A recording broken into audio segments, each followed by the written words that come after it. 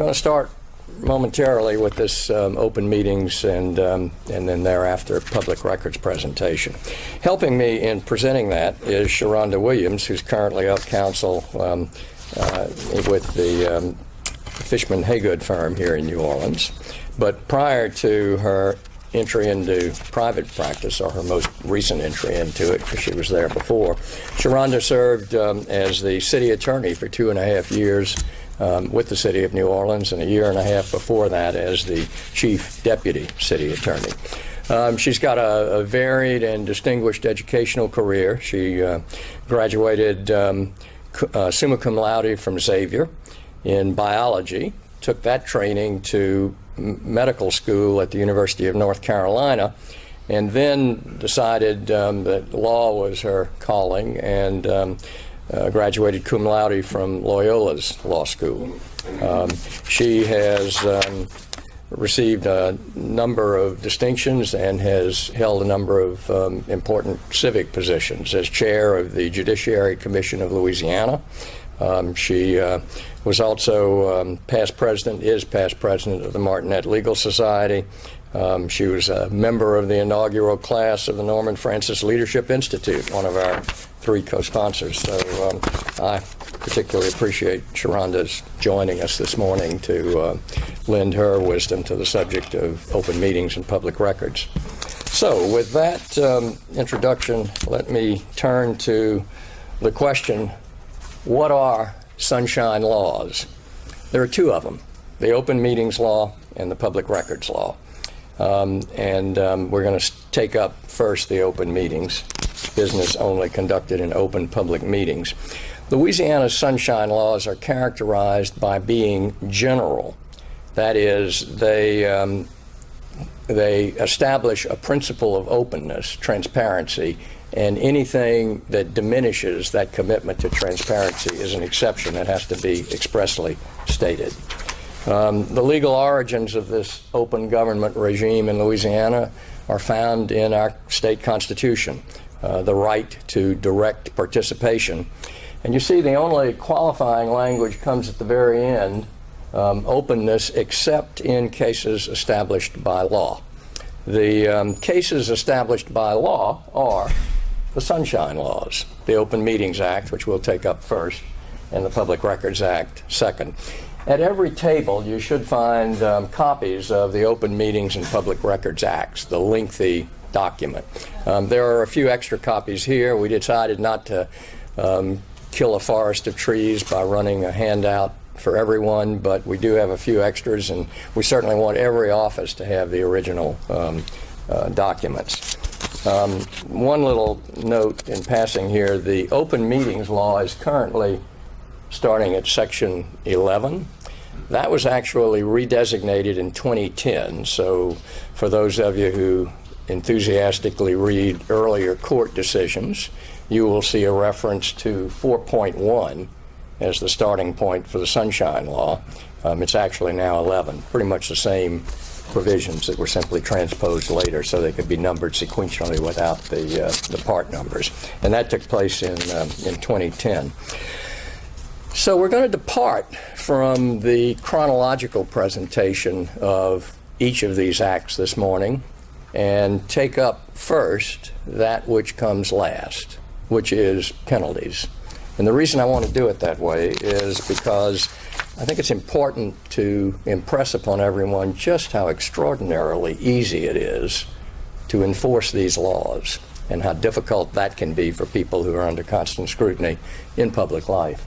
So, who can enforce the open meetings law? Well, the district attorney can do it, or the attorney general. And if they get a complaint, they have to either conduct an investigation or give written reasons for not filing suit. But significantly, paragraph C talks about any person who's been denied rights or reasonably believes that there's been a violation of the law may institute court proceedings. That's very permissive. What remedies are available? Section 24, I think, is quite substantial, and that is the voidability provision. If a public body takes action at a meeting that was called in violation or conducted in violation of the open meetings law, whatever actions were decided at that meeting can be upset by a lawsuit, which could be filed within 60 days. So just contemplate the wreckage that could result from a late filed lawsuit going back and calling into question decisions that were made at an earlier meeting in violation of the open meetings law. The other remedies, and we'll talk about these, include $100 for a violation, contempt, attorney's fees. You'll note that the prevailing plaintiff suing to enforce the open meetings law gets attorney's fees. Attorney's fees can be awarded against the plaintiff and in favor of defendants, which more often than not will be yourselves, only in instances where the lawsuit was filed frivolously. Is this a double standard? Yes. And inequitable? Yes. But why? For a very deliberate reason. When plaintiffs bring lawsuits under the Open Meetings Act to support transparency of governmental deliberations, they are in effect representing a public interest. The state of Louisiana has imposed a great deal of importance on openness in government. And so they ought not be bound by what's called American rule. Each party bears its own costs of litigation. We shift that American rule in an area like this or in an area like civil rights law enforcement, because the person bringing the lawsuit is in effect acting as a private attorney general. And it's only fair in those circumstances to reimburse that person for the out-of-pocket legal fees. So, civil penalties, if a party participates knowingly and willfully in a meeting that violates the open meetings law, it's punishable by a fine of $100 per violation, and the member is personally liable for payment of the penalty. So note that any or all of the members of a public body who participate knowingly and willfully in a meeting that's in violation are potentially subject to a $100 violation. The sting of that would probably not be the $100, but rather the public disapproval of seeing penalties levied against public officials. So, how are suits handled by the courts? Well, the answer is they're handled in an expedited manner. This is another pretty clear signal that the legislature attaches a lot of importance to openness in government. At the trial level, these cases are tried by preference and in a summary manner. When they go up on appeal, as they frequently do, they're put on the preferential docket and heard without delay. So the courts give expedited consideration to sunshine law violations, and they do so in response to a very explicit directive from the legislature that attaches some importance to speedy resolution. So now we're going to go back to the very start of the open meetings law, and it is going to confirm in the purpose provision this high importance that the legislature attaches. You'll see right here at the very end, the provisions of this chapter shall be construed liberally. What that means is, again, to the disadvantage of public officials, the courts are under direct instruction from the legislature to enhance transparency. The purposes are related up above, and they talk about open and public. And so this, again, is an instruction to the courts from the legislature to attach great importance to the enforcement of the open meetings law. So there are some internet resources that you would find useful. The Louisiana Legislative website is where we got the hard copies of the Open Meetings and Public Records Acts, and you can dial them up on the legislative website at any time. Attorney General opinions play an important role in this area. They're available online. We have pertinent laws within the city that enhance transparency and notice to the public, and those are available, obviously. And as of a couple of years ago, I haven't actually been back recently, but I suspect the Public Affairs Research Council still has their Sunshine headquarters in play. And they've got a useful frequently asked questions section, which is a good kind of quick intro to these open meetings, public records matters. All right, so the history of state open meetings laws would see Florida in 1905 passing an open meetings law that applied, interestingly, to city council hearings. Alabama, 10 years later, in 1915, had a more generally applicable open meetings law. And Louisiana joined the game in 1952, but we strengthened these laws significantly in the 1970s. What was going on in the 1970s? Watergate. Transparency and concealment were very high up on everyone's minds. And so as a consequence, we and a lot of other states tightened up the transparency laws. As of the 1960s, only about half of the states had open meetings laws. Now it's 50 out of 50. So at this point, I'm going to turn things over to Sharonda. And we've talked about reserving the opportunity to chime in with each other's presentation. But Sharonda will take us on through the remainder of the open meetings law. And then we'll take up public records. All right, great. Good morning, everybody. Just a couple of things that I wanted to add to what David has already said.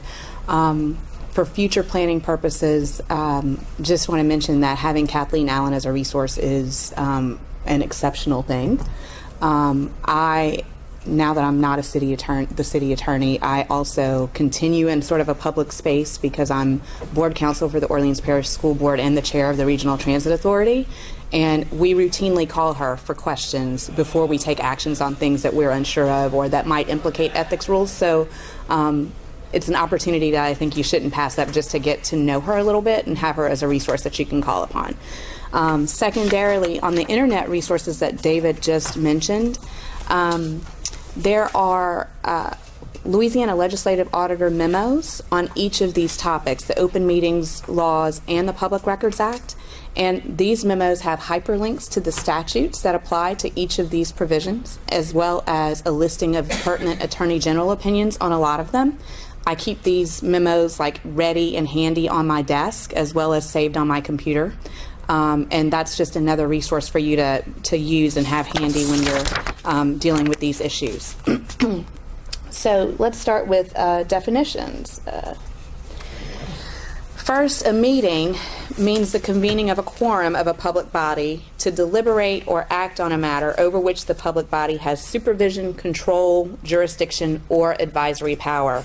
And a quorum simply means a simple majority of the total membership of the public body. And so a lot of times people wonder what a public body is. Well, of course, it is the city governing authority, so the city council, but also all of these other agencies and bodies that are listed here, which includes planning, zoning, and airport commissions. So all of the city's planning and zoning commissions, the Board of Zoning Adjustments, the City Planning Commission, which you will be interacting with on a regular basis. Any other state, parish, municipal, or special district boards, commissions, or authorities, and those of any political subdivisions. So any attached commissions or boards or unattached commissions or boards, all subject to open meetings law are considered public bodies under the law. And you'll see here it says, including any committee or subcommittee of these bodies enumerated in these paragraphs. So the important part of that language is that the City Council establishes committees. And so even the committees of the council, if you have a quorum of those committees, you are subject to the open meeting law, which is why you see the committee meetings scheduled, appearing on the website. They're happening in council chambers, open meeting, etc. The question that I got a lot when I was city attorney was, when new council members and elections happened, how do we set up our committee structure so that we are able to do open meetings properly, but also able to talk to our colleagues on issues? So if you have a committee of 3, 2 of you in a room that's going to constitute quorum of the committee, right? So it sort of hampers your ability to talk to your colleagues. So that's something that you all are going to need to consider as you are coming into this new space and committees are being formed. And what would be the implications of a committee of 4? So a committee of 4, so you've got a simple majority. Well, two would be right. 2 would be fine. So I think the council does 5 members now for a committee, and so you would need 3 people to constitute that quorum. So 2 would be fine if you've got 4, but all of those issues and trying to navigate that space, you have to think about it as you're forming your committees. Does that make sense? Or is that as clear as mud to everybody? Yeah, 4 and 5 give you some options. You have options. You can't, 3 puts you in a dangerous space. So That's what that is. What sometimes has happened is council members have sent their chief of staff or legislative coordinator to talk with another council member in order to avoid the concept of 2 council members constituting a quorum. But that's still an issue, because sometimes you don't want you want to be involved in that conversation as council members and not your staff. So all of that, I know we're talking about open meetings, but that's just a sort of a practical tidbit to consider as you're going forward.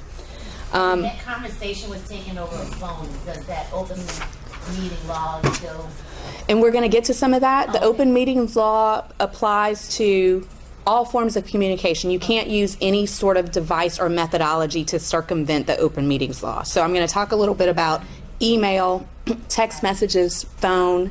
There's no proxy voting and things of that nature. So it's all intended to be consistent with that constitutional provision that David just read out, public and open discourse and the public's access to policy making. So phone also is an issue. But it has to be a gathering dealing with a specific point. So if we're all together at the Saints game, that's not a violation, right? So this is an exception that you're speaking of. The exception for chance meetings or social gatherings, and this is set forth in the statute. So if you're not taking a vote or you're not taking any action for which you have any authority that's under your jurisdiction, as the law says, and you're not doing an informal or polling of members, because that's an issue too. That's what they sometimes call a walking quorum, whenever you're kind of walking around at a social gathering trying to ask your colleagues how they're going to vote on an issue. That becomes an issue. But a social gathering, chance meeting, where you're not deliberating or taking any action on anything, you're fine.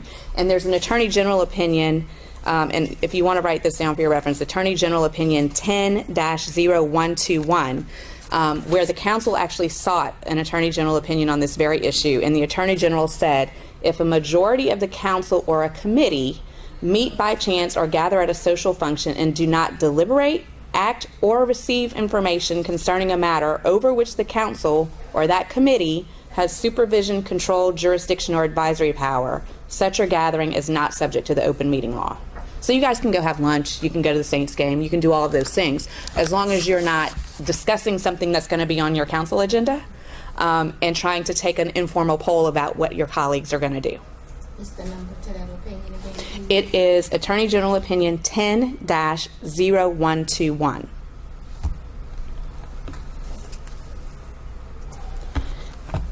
Okay, public bodies. General rule, every meeting of any public body shall be open to the public unless closed pursuant to specific statutes that allow meetings to happen in private. Each public body shall be prohibited from using, and this goes back to your question, any manner of proxy voting, secret balloting, or other means to circumvent the intent of the chapter. So that means your question about the phone. That also means emailing. It also means text. There's an Attorney General opinion about council members in another jurisdiction, not here, sitting on the dais and also doing group text to each other. And so that's also not permissible. The intent is that you're supposed to have these conversations publicly. You can't text and email each other about how you're going to vote or to get votes on a matter that's on your agenda. So if the 7 of us are on the council and I text Cindy, but I don't text the others, Cindy and I don't constitute a quorum. So do I have to text more than 4 to be in violation, or if I just text Cindy, I'm okay? Now we're into the public records. Right. Right, exactly. You're fine in terms of open meetings, but the problem becomes if there is a request for your documents, do you want to be seen as conducting that business sort of with a council member, like off the record? And also, even if you do it individually, one to Miss Nguyen, one to Miss Moreno, one to Miss, that still is a problem, because even if you're directing it to them individually, you're actually taking up an informal poll. Do you understand what I mean? No. So how do I have a conversation with my colleagues about what their opinions and thoughts are? And if I did it individually with all 6 of them, I violated something if I asked each of them their thoughts on the ordinance regulating apple trees. So I've got to do that in public? No, you can have a conversation individually with each of them about opinions, thoughts, information that they have that's a part of the issues that you're deciding on, constituents that they may have interacted with and what those constituents think or want or what's being requested. But the problem becomes when you are saying, so how are you going to vote on this? That's considered sort of an informal polling. Does that make sense to you? But I can ask Cindy. But if I ask Cindy and Jason and Jared, then I've gotten too many. But I can ask just one. No, I would steer clear of polling members on votes. Period. And this is like a weird situation because I know council members like to speak to each other about what's on the agenda. And you know this because I think I've worked with you before. You can meet with your colleagues and you're going to get a sense of where they are and what their positions are just by information sharing, right? But the question is, if you're asking them, so what are you going to vote? Then you're kind of in that gray area of, or not even a gray area, you're in that area of informally polling your council members and your colleagues. And let's bring it back to where it started, which was the question about texts. There is a practical question of accountability and visibility. A one-on-one conversation with a colleague certainly is capable of assessing how that colleague will likely vote without necessarily asking a direct question, but even if a direct question were asked, it would be an oral communication between the two of you.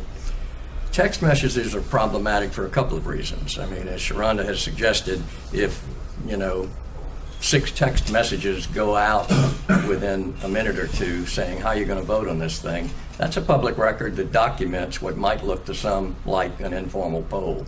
Secondly, and this is drawn from real life experience, if you're part of a community that likes to send rude text messages back and forth about other people in the room, and that later becomes a matter of public record, that's very embarrassing, regardless of what the Open Meetings or Public Records Act might have to say about it.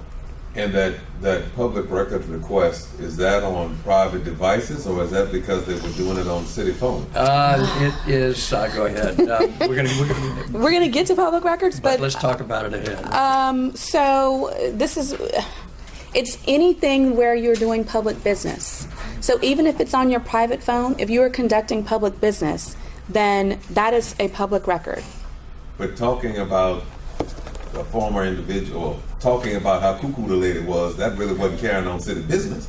That was private individuals just making disparaging comments about somebody else. So how was that a public violation? Well, I think David's point was that if you're in a meeting and you're on the dais texting each other and you are considering a matter that is before the council, and in the context of that text message exchange, you're talking about some constituent who comes up to give a public comment, that could be subject to a public records request because it's like, what records do you have related to that agenda item?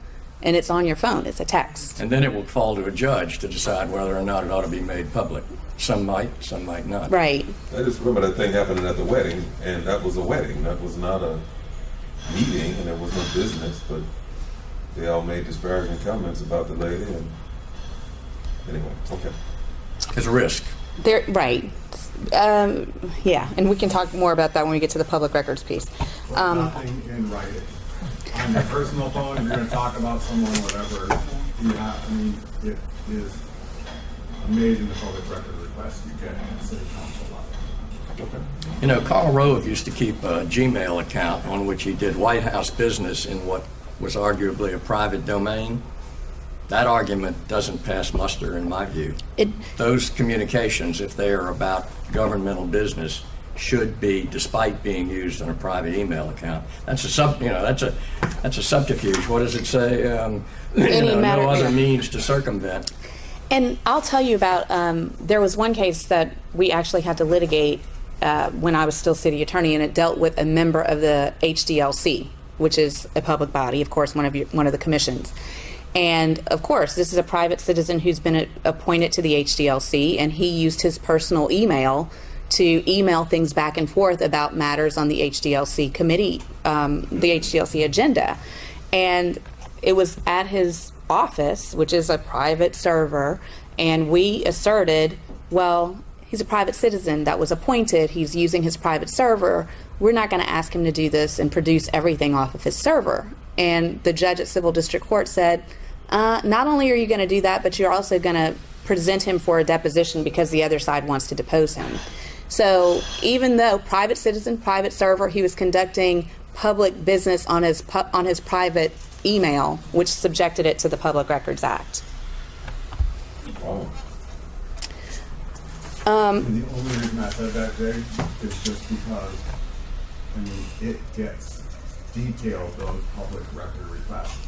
And what happened to me once when I was an executive director of a nonprofit before I went to city government, I had written one of the council members on an economic development program that my council member voted against me, which was it was payback. And the next day on TV, when they were doing some writing about one of the council members' emails, I'm just sitting in bed, and there's the exact same day that I had written something to a council member about another council member, and I'm sitting there saying, holy crap, I may have to do some, and I'm not in city government, but I had written people in city government. So it is, the amount of public record requests you can get, and she can confirm it, is unbelievable. And they will ask for phone, text, and your personal account. Now, if you have nothing on your personal account, it depends how far one wants to take it with that. But there is a high demand for information outside, from outside people and entities.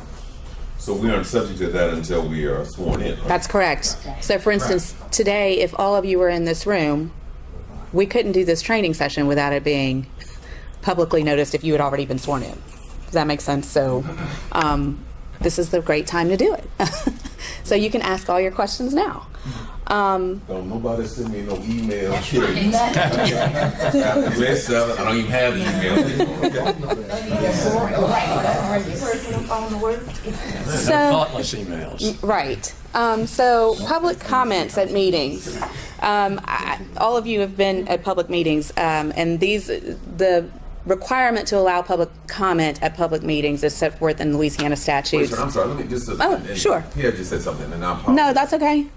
But if we're at a city council meeting, and I'm texting my friend about my fantasy football lineup... You're fine. But no, how does somebody in the audience know what I'm texting? So if they make a public records request, I'm still obligated to give them my personal information even though I had nothing to do with a city hall discussion? No. So city government is a beautifully strange place. Let me just put it that way. So if they suspect that you are doing something on your phone, I ask council members, leave the dais and go in the back if you got to do all that.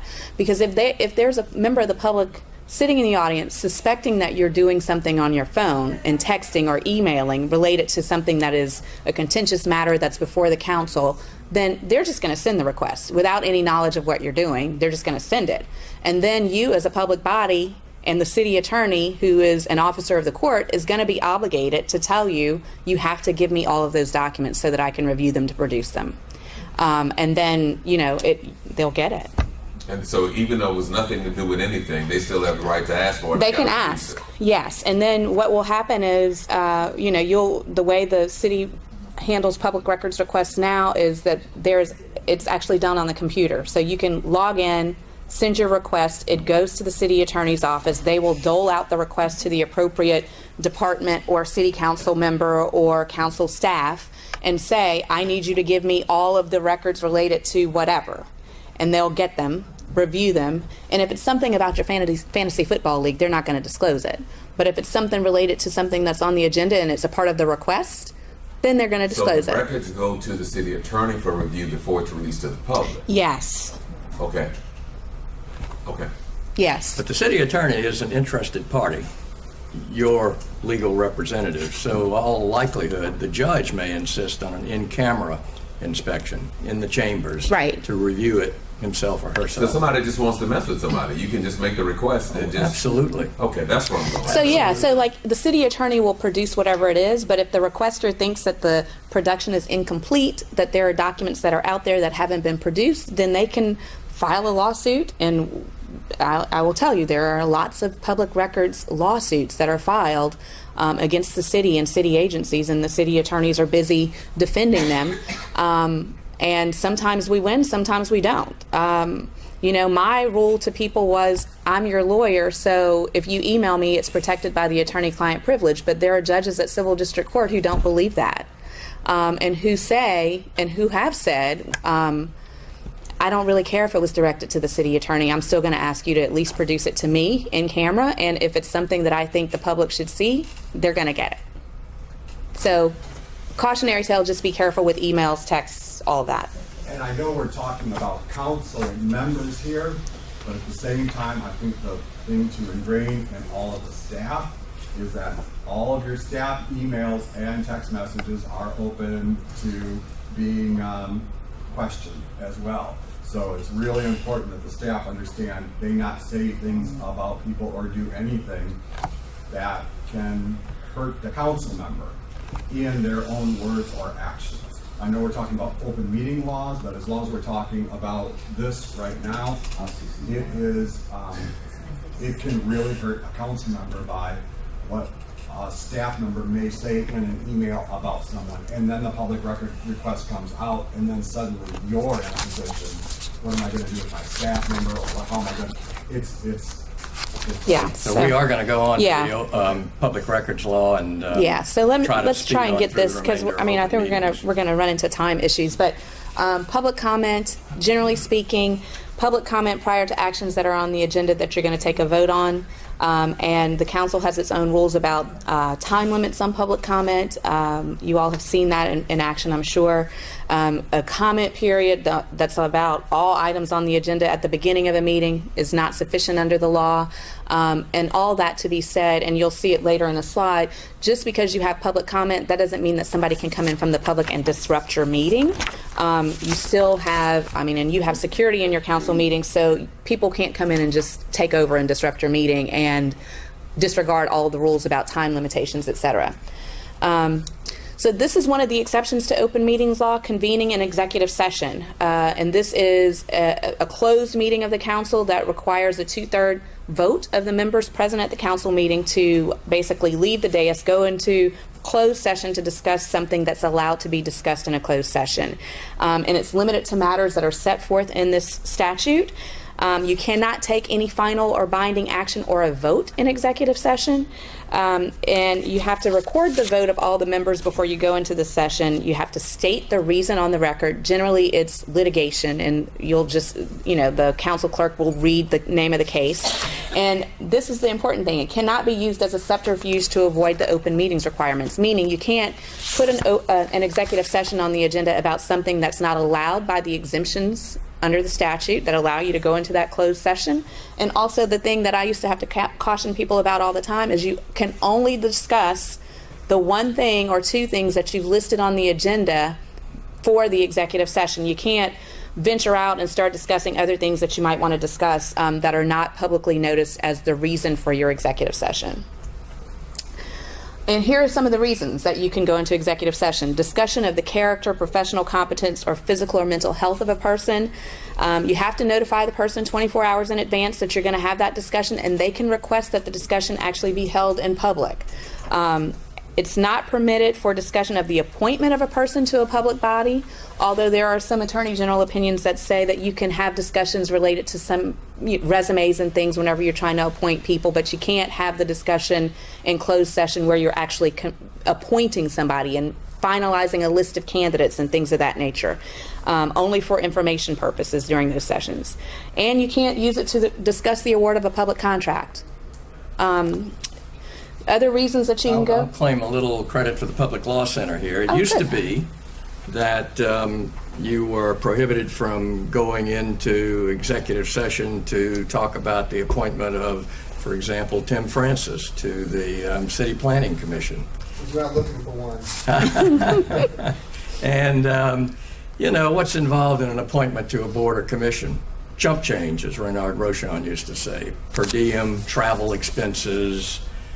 What's involved in the award of a professional services contract? Hundreds of thousands or potentially millions of dollars. It used to be that you could retire to executive session to talk about the award of a professional services contract.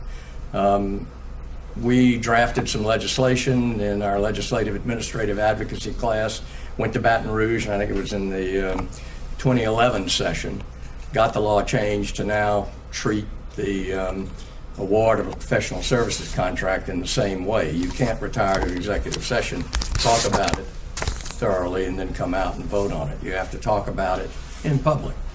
And if it's a little embarrassing to the professional services contractor that he or she has mental problems that they're not happy about having discussed in public, well, don't apply.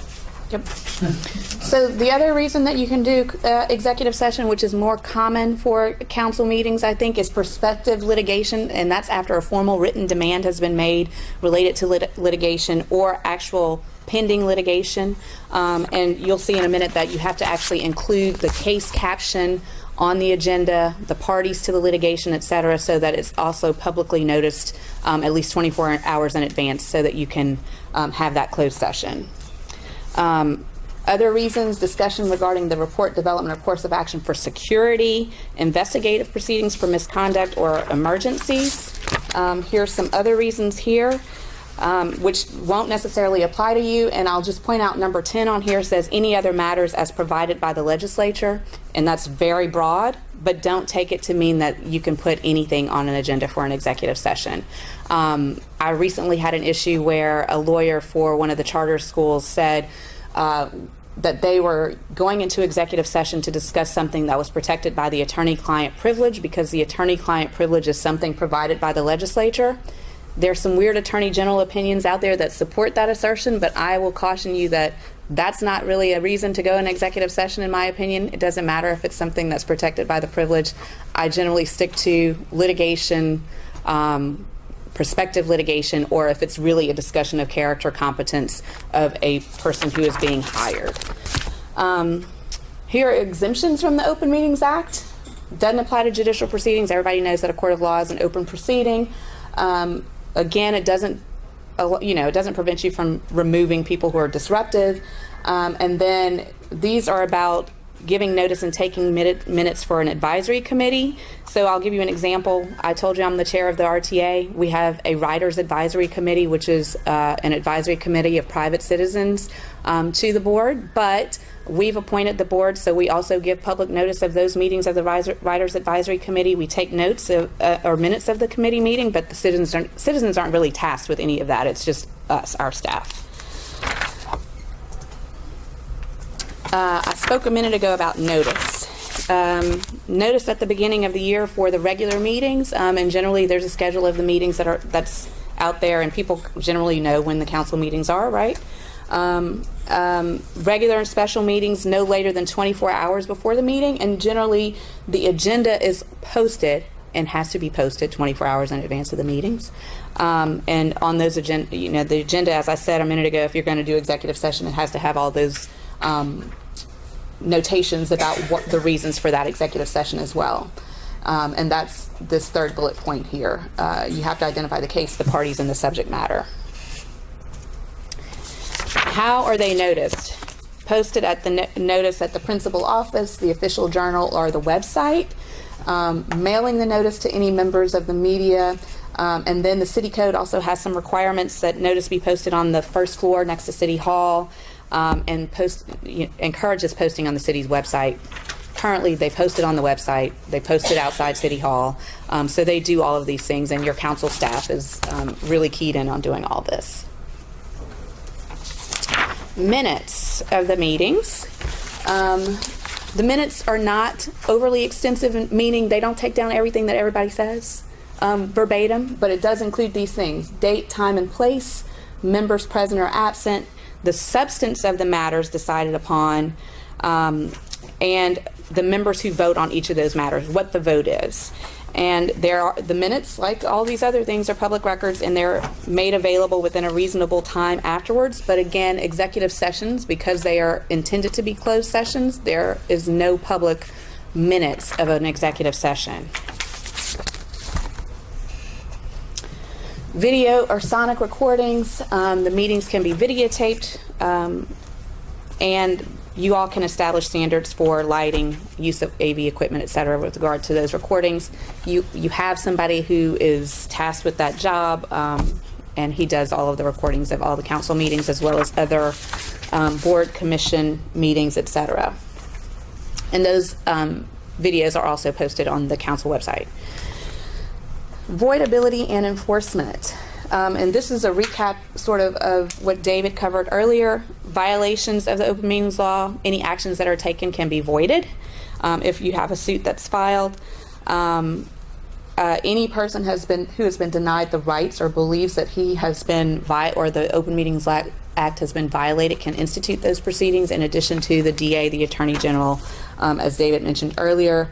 And then here are all the remedies and the attorney's fees that can be awarded if there is a violation. And now we're going to move to public records.